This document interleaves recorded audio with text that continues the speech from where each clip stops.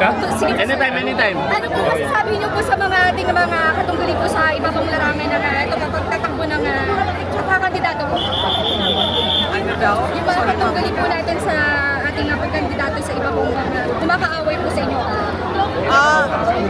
Hindi naman ako kandidato ngayong eleksyon na ito, kaya ang ginagawa ko lang ay nagpapaalala lang ako sa ating mga kababayan sa mali natin na ugali sa pagpili ng ating mga leaders. Unang-una, yung mga galing sa malalaking political families.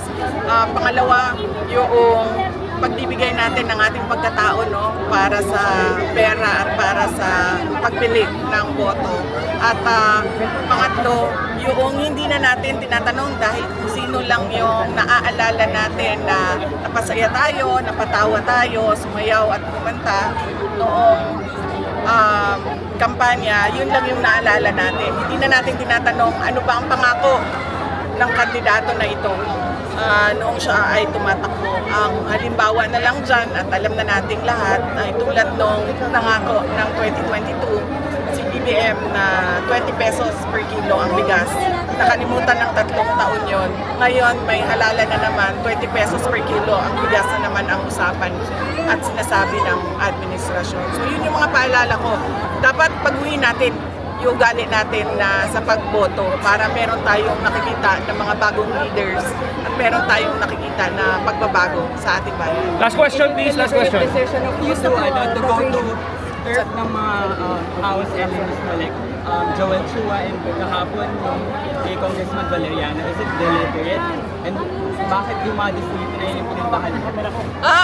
Dahil inimbita ako ni Mayor Isko Moreno Dumagoso dito. Kaya nagpapasalamat din ako sa grupo nila kay Mayor Isko dahil pinahiram nila ako ng stage at microphone at kuryente, ilaw para mapaabot ko yung mensahe ko sa taong bayan. Thank you. Kumusta po preparations for Kumusta po ang Kumusta po si President?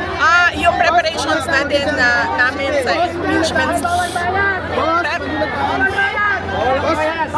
yung preparations namin sa impeachment case ay nung pagdating ko galing Hague, nag-meeting kami ng mga abogado at inisa-isa namin yung articles of impeachment at inisa-isa din namin yung mga witnesses na kailangan namin para sa pagdepensa noong kaso.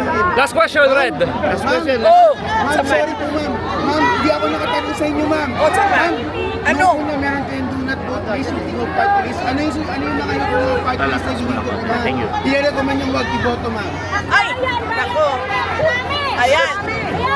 Ayan ang sagot ng taong bayan, narinig ninyo. Unang-una, sabi ko nga, tingog. Hoy!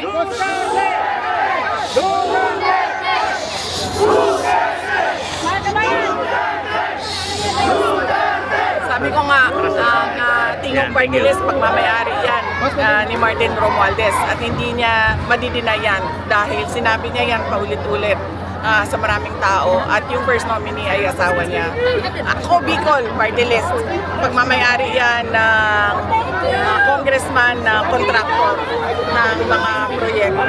At nabanggit nyo, ay narinig nyo, binanggit ng taong bayan kanina, yung mga makabayan na party list tulad ng Bayan Muna, Gabriela, ACT Teachers at Kabataan Party List.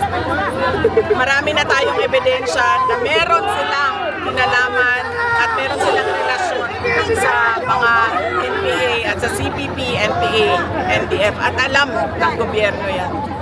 Thank you. Okay, Thank you. Thank you. Thank you, Vicky. Thank you. Ma'am,